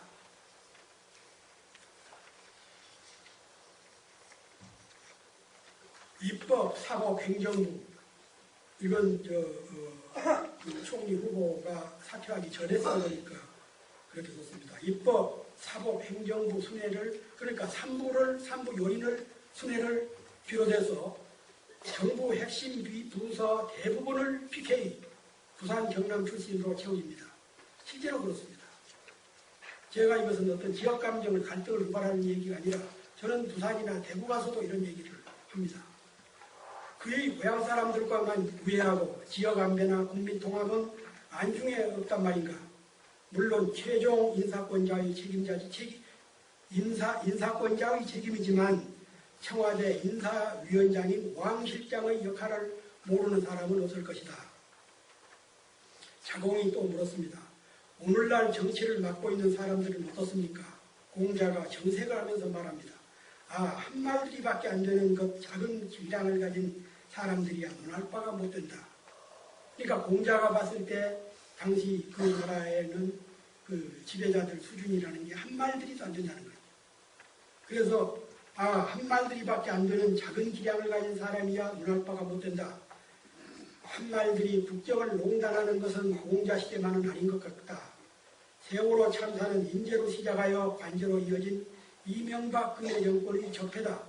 각종 규제를 암덩어리라고 매도하고 관피와 척결을 공언하면서 산하기관장에는 줄줄이 낙하산을 투하하는 모령치는 제2, 제3의 세월호 참사를 예비하고 있다.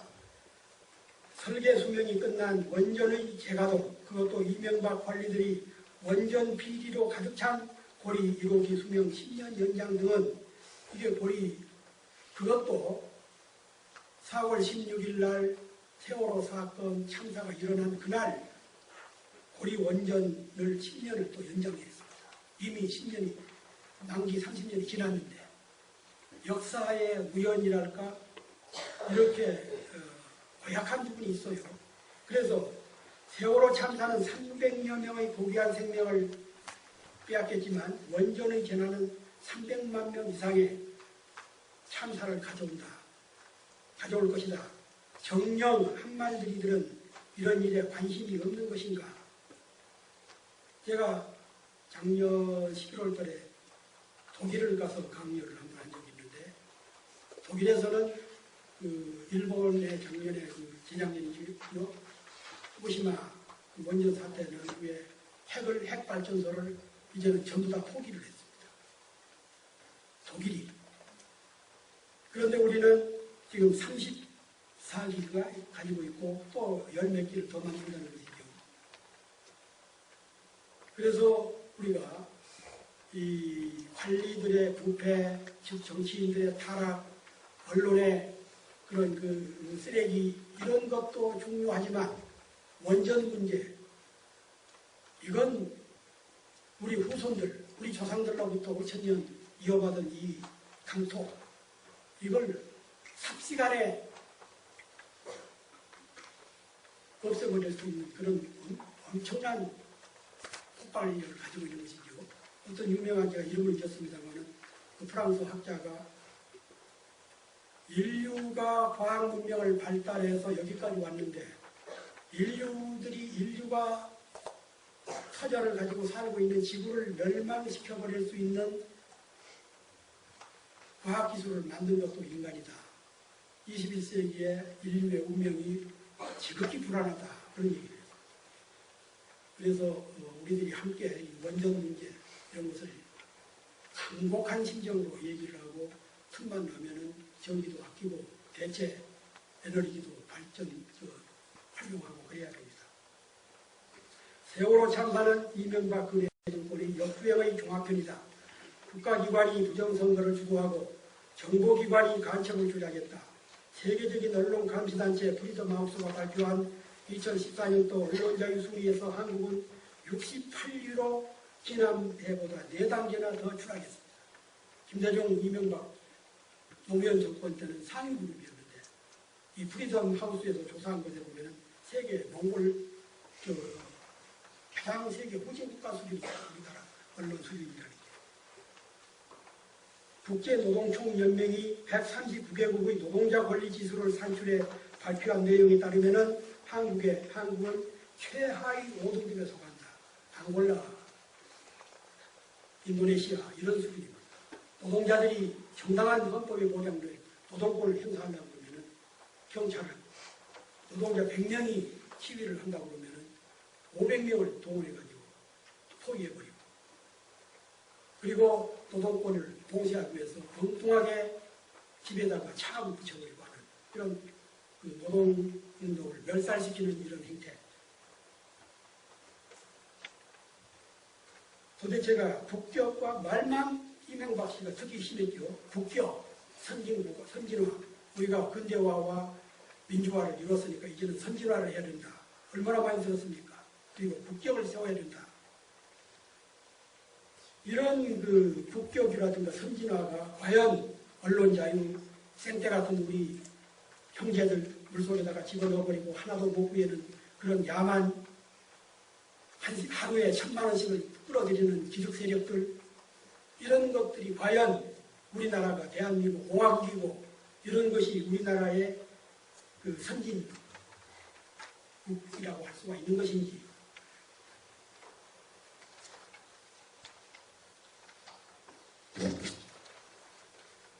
그러나 희망이 전혀 없는 것은 아니다. 언론 쓰레기로 불리던 언론인들이 벌기하고 있다. 더 이상 청와대 나팔수가 되기를 거부하면서 공영방송의 자율성 회복에 나섰다.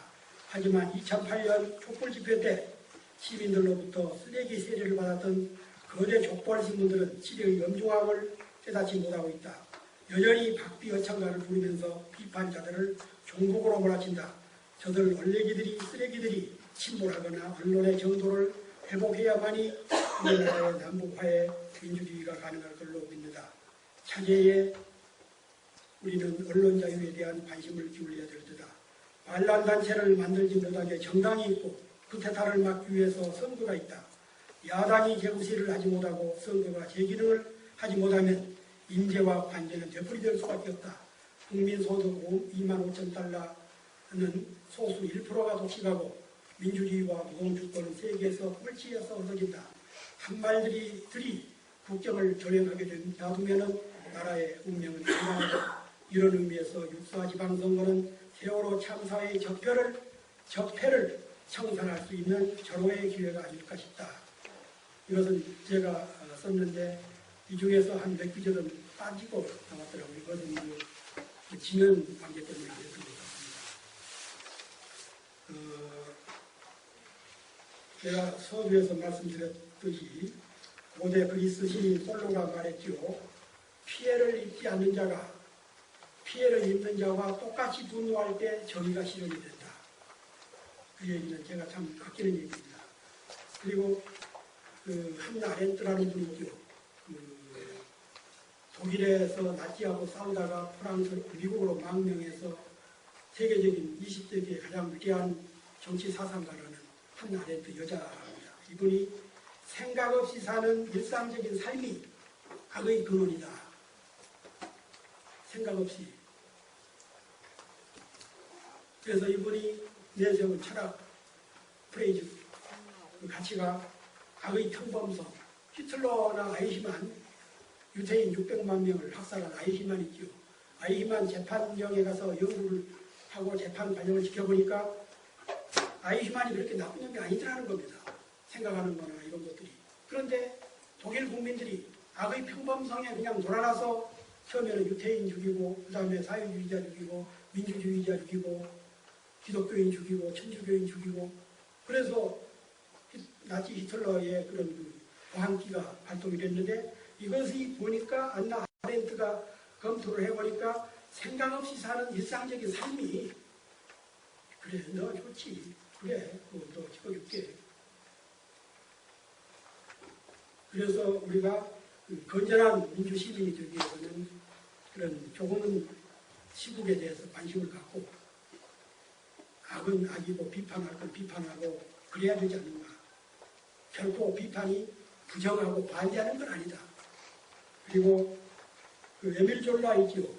17세기 유명한 프랑스에서 그 나는 고발한다. 그 마지막 구절이 이렇게 설명합니다. 결정적인 증거 앞에서도 오류를 인정하지 않으려고 고집하는 날, 바로 그날 진정한 과오가 시작이 된다. 예를 들어서 오늘 한국 현대사의 현실에 비교해보면 국정원에서 지난 대선 때 댓글로 부정선거를 했고 그랬지 않았습니까? 이런 이미 검찰에서도 조사로 나와서 결정적인 증거 앞에서도 이런 것을 인정을 하지 않으려고 하면서 이때부터 새로운 과오가 시작이 되는 겁니다. 미국 대통령 그 누구였죠? 워터게이트 사건 때 쫓겨난 닉슨 그 부정선거를 그 상대당 진영에 그걸 비밀 녹음을 장치했던 것 그것 자체가 나쁜 거지만 이것을 끝까지 우기고 안 했다고 잡아떼고 거짓말을 하면서 과오를 인정하지 않음으로써 미국 시민들을 분노시켜서 결국은 쫓겨났지요. 그래서 바로 에밀 졸라가 그런 그 결정적인 증거 앞에서도 우리를 인정하지 않음으로 하려고 함으로써 새로운 과오가 시작되는 그런 일이 우리나라에서는 없기를 바라면서 지금 8시 33분입니다. 한 30분 동안 그 질문 또는 토론을 듣도록 하겠습니다.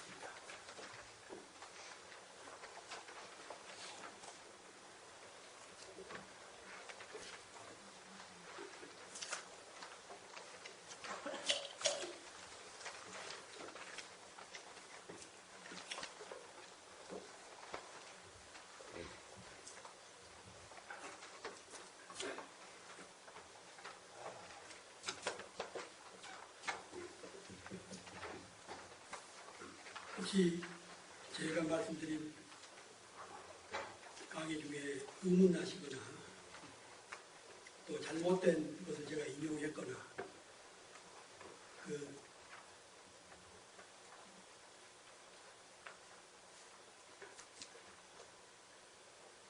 어떻습니까? 질문이 없으면 끝납니까? 좀 더 합니까?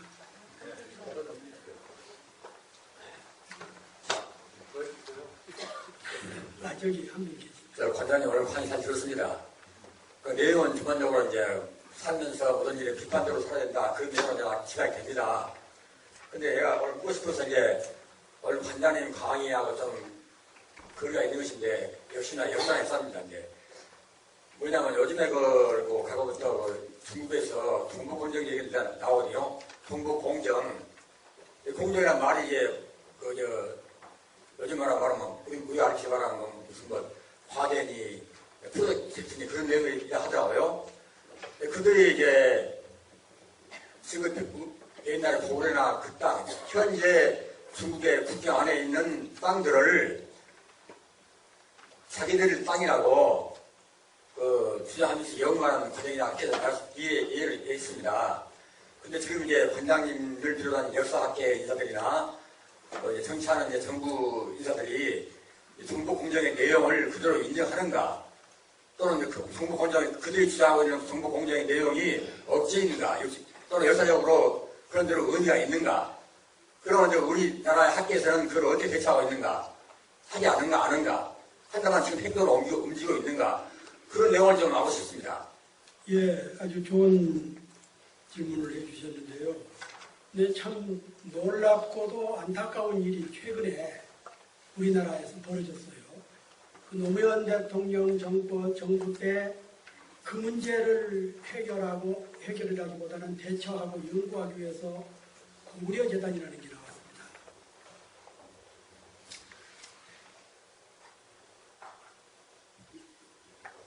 그래서 고구려 재단이 고구려라는 점에만 너무 주안을 두면은 그 이전에 있었던 당군조선이라든가 북부여라든가 이런 거 우리 민족의 그 원형이었던 시절을 그러면 연구를 안 한다는 얘기냐. 그래서 이제 동북아 재단으로 바꿨어요. 1년에 예산이 한 200억 정도 됩니다. 그러니까 10년이 지났으니까 한 2천억을 쓴 거죠. 그런데 최근에 동북아 재단에서 미국 하버드 대학의 어떤 연구단체 소속에다가 10억을 주고 프로젝트를 줬어요. 그런데 그게 그 일반에는 잘 안 알려져 있고 웬일인지 언론에도 보도가 안 되고 있고 그렇습니다만은 그 한나라 때 세웠던 그 한사군이 우리 한반도 안에가 있다. 이게 지금까지 일본 식민지 사관 학자들이 그렇게 주장해 왔지요. 소위 말하는 식민지 사관입니다. 일본의 그 이마이니스라든가 또 이 제자였던 이병도 이런 분들이 그리고 지금의 그 서울대학 역사학과 교수들 다수가 이 식민지 사관을 신봉하는데 이런 사람들이 천편일률적으로 내세우는 게 한사군은 우리 다 그렇게 배웠지 않았습니까? 평양에 무슨 낭랑이 있었고 어디에 뭐 현도가 있었고 그랬다고 했는데 신채호 선생이라든가 정인보 선생 이런 민족주의 사학자들이 연구해 놓은 걸 보면은 이게 그 중국에 있었다는 거거든요. 그만큼 고조선이라든가 우리 북부요 당군조선이 그 중국 대륙에 근거지를 두고 있었다는 얘기인데 그렇게 되면은 그런데 고려사 연구소 동북가 재단에서 10억 불을 주고 연구 프로젝트를 했는데 바로 이런 내용을 준 겁니다. 한반도에 한사군이 있었다. 이것은 일반 사학자가 이런 얘기를 해도 학계에서는 요즘 뉴라이트라든가 7.1사관 이런 세력이 이제는 상당히 그 뿌리를 많이 내리고 있고 실세가 되고 해서 달라지고 있습니다만은 그러나 양심적인 학자들은 이걸 인정을 안 하는 것이죠. 그런데 국가기관이 지난 10년 동안에 2천억을 쓴 국가기관이 엉뚱하게 중국의 동북공정을 대비해서 만들어 놓은 그런 연구기관이 그따위 짓을 하고 국가 세금을 낭비를 하고 있고 그런 실태입니다. 그런데 아시겠습니다만 그 중국의 동북공정은 한 20년 좀 됐지 30년이 됐습니다. 동북공정에서 참여하고 있는 연구원만 해도 한 3,000명이 됩니다. 고구려 지금 동북아 재단 이게 한 40명, 50명 정도밖에 안 되는데 3,000명이 되고 중국에는 또 동북공정만 있는 게 아니라 서북공정도 있는 것이죠. 저기 티베트라든가 위구르 이런 쪽을 연구해서 이미 지금도 위구르 이런 데서는 무장 봉기가 일어나고 그러지 않았습니까? 그래서 그쪽은 어느 정도 지배를 다 했다고 생각해서 그 중국 정부가 동북공정을 시작을 했는데 지금 그 중국 동북공정에서 나온 자료들 보면은 평양 이것도 전부 중국의 영토였다, 구토였다 이렇게 나오고 있거든요. 그래서 우리로서는 참 그 박근혜 정부나 보수 극우 세력이 정신을 바짝 차려야 됩니다. 지금 그 우리 동북아시아가 일본은 과거사 문제 가지고 그러니까 그 과거의 식민지 지배라든가 독도 영국권 지배라든가 또 중국하고 지금 영토 분쟁이 있는 그 섬 뭐죠? 예. 예.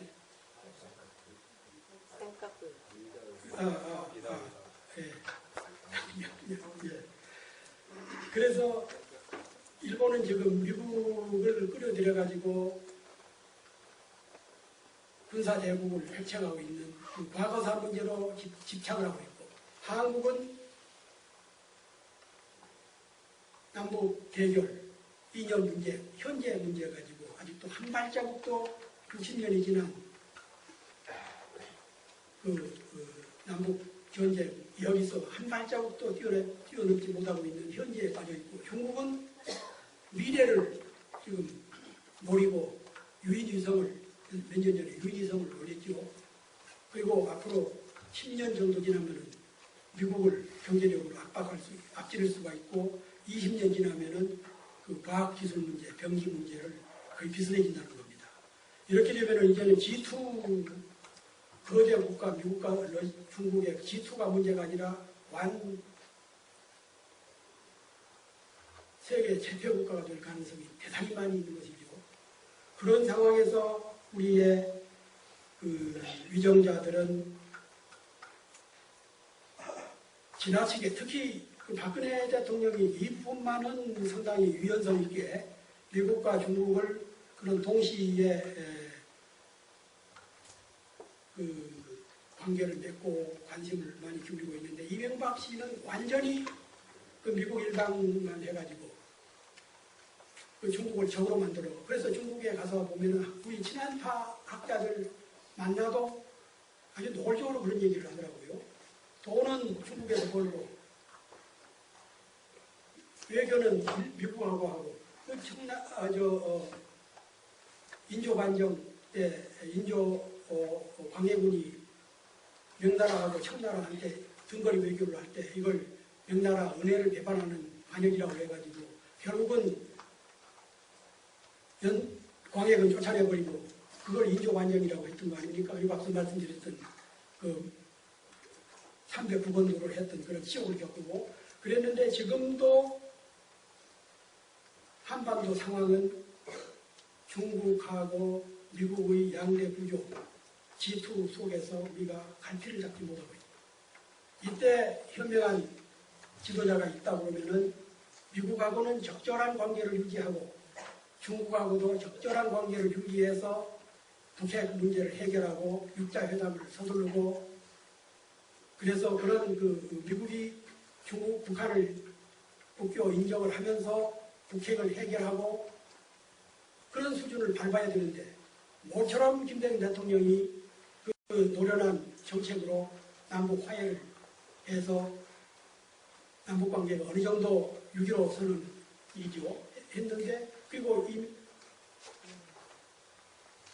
노무현 대통령이 14선언을 통해서 어렵게 풀어놨는데 이명박 정부가 들어와가지고 다시 되돌려 버리고 북한의 그런 그 폭격으로 연평도가 폭격당하는 그런 사태까지도 불러오고 그러지 않았습니까? 이런 상황에서 그 제2의 정미호란, 병자호란 이런 것을 예방하기 위해서는 상당한 수준의 외교 역량,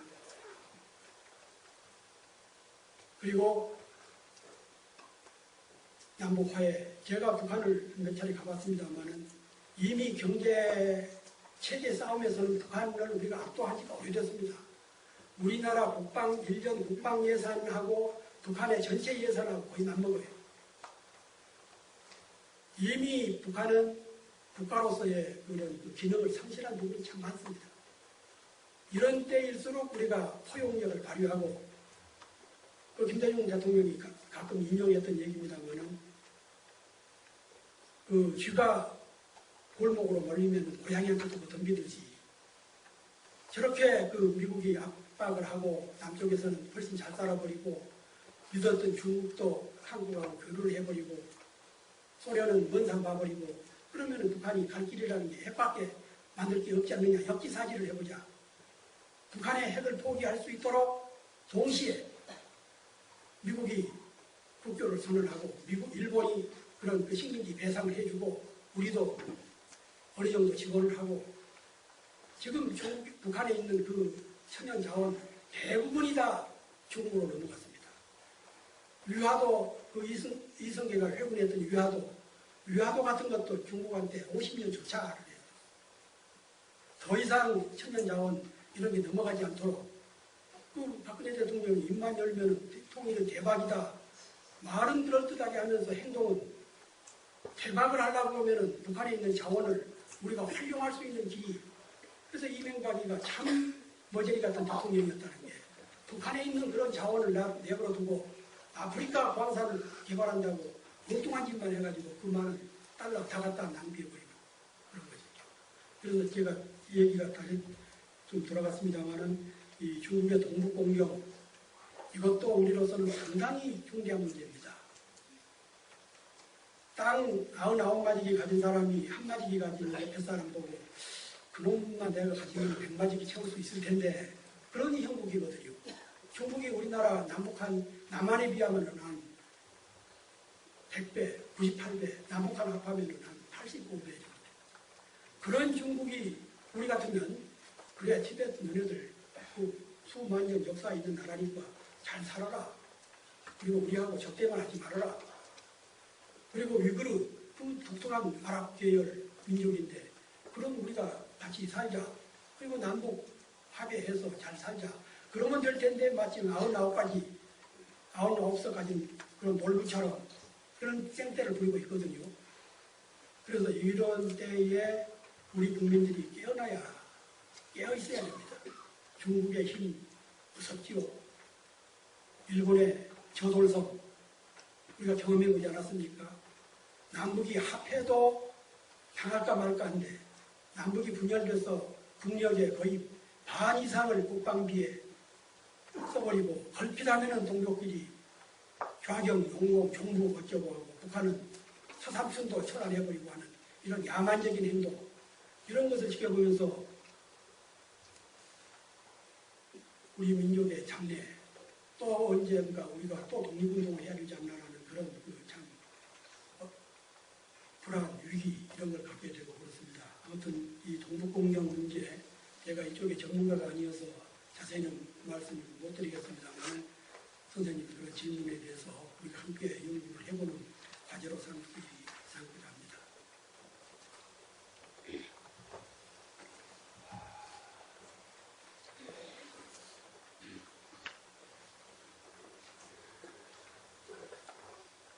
네, 제가 그 고려에 그 72명의 충신이 있었고 또 조선에 일본의 72명의 그 관직을 하는 사람이 있었다 이렇게 말씀하셨는데 그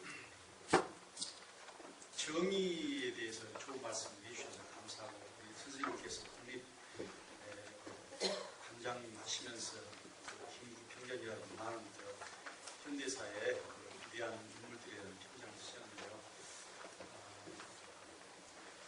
그 부패라고 하는 이 말 자체가 썩으면은 그 망한다 하는 그런 뜻이 이제 부패인데 박정희 정권도 보니까 그 말년에 어떤 유정회라든지 또 이승만이 안두희를 통해서 김구를 죽였고 박정희가 또 장준하라든지 김대중을 납치해가지고 죽이고 이렇게 했고 또 말년에도 이제 권력의 어떤 전행 그리고 또 김경동 사건의 어떤 여자 문제 이런 거 부패 때문에 망했다 이렇게 김재규가 어떻게 보면 구마항쟁의 이 모습을 보고 그 총을 들었던 16개 사건이 의사라고도 볼 수가 있는데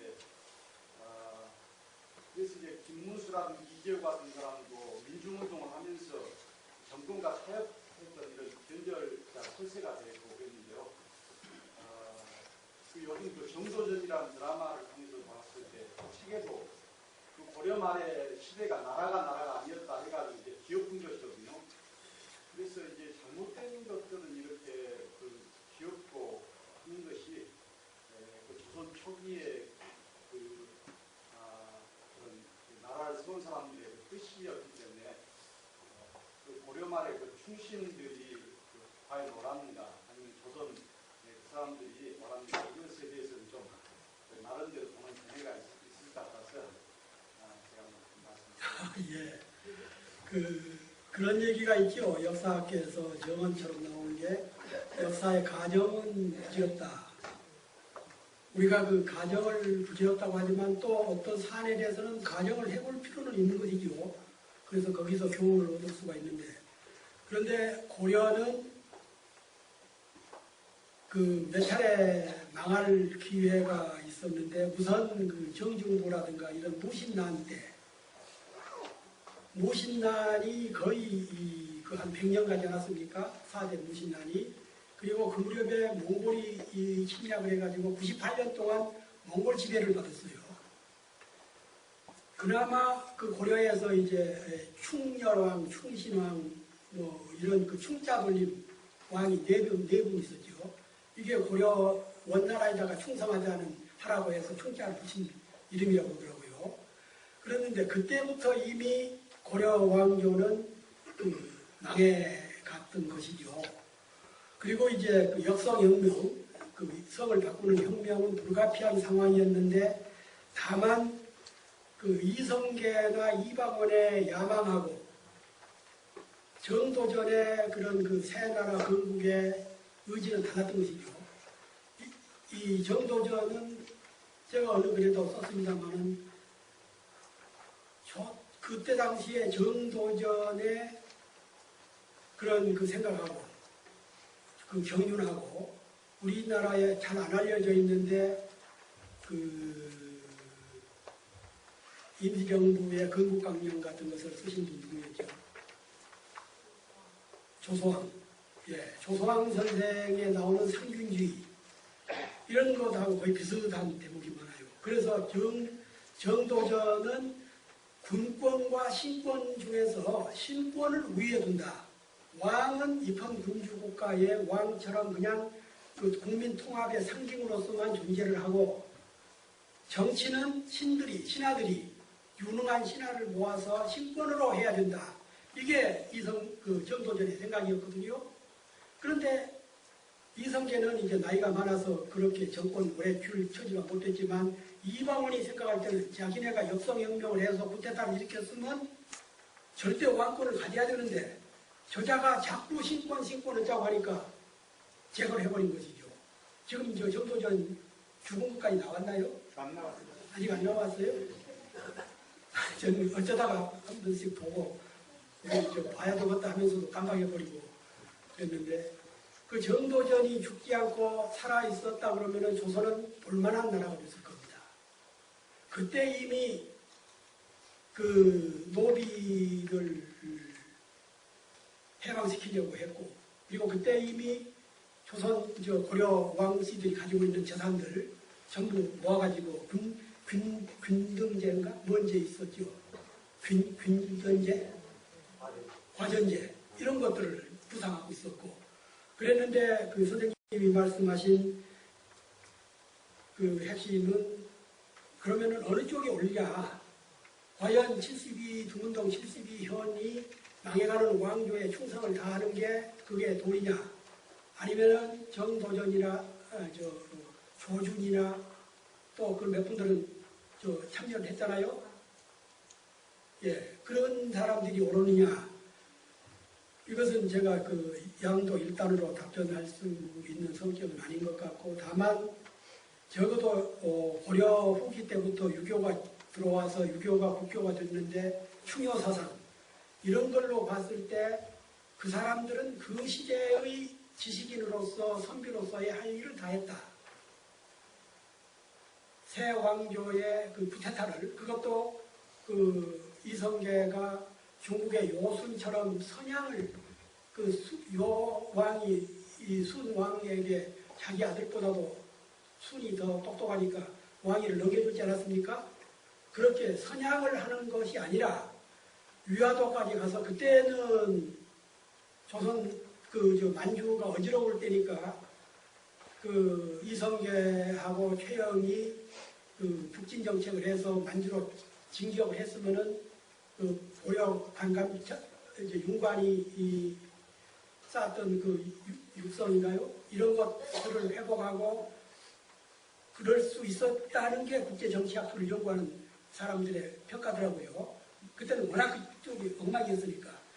그래서 그렇게 국권을 회복할 수 있는, 영토를 회복할 수 있는 절호의 기회를 총을 반역을 거꾸로 돌려버리는 그런 이성계 일파의 그런 잘못된 역할, 이명박과 최영 장군이라든가, 최영 장군이 누굽니까? 출장, 입상, 나가면은 장수고 들어오면은 재상.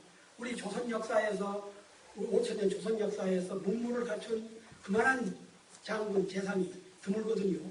그런 사람을 죽여버리고 이런 것들에 대해서 시비연 이런 분들의 그런 도덕성이 오히려 강했던 것이죠.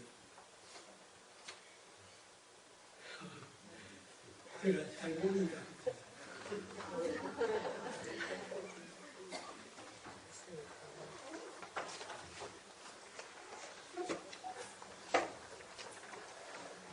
(4분) 남았습니다. 3분 남았습니다.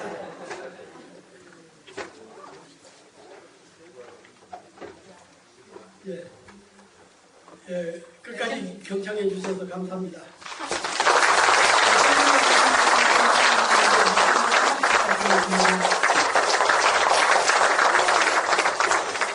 이상으로 제38회시 문화강좌를 모두 마치겠습니다.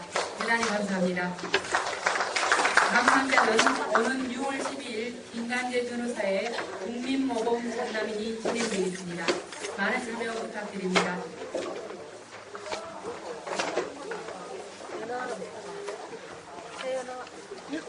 오셨어요? 아, 춥네.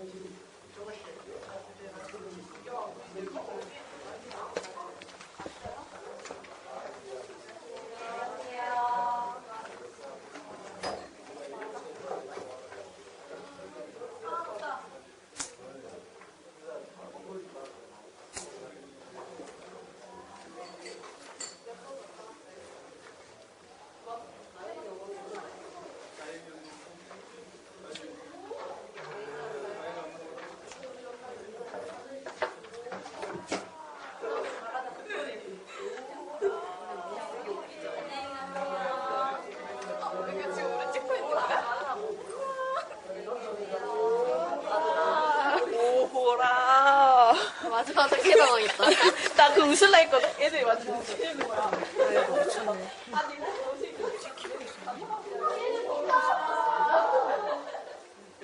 얘들아 좀 기다려. 얘들아 좀 서 있어.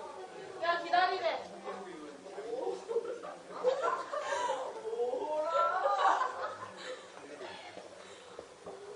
수고하셨습니다.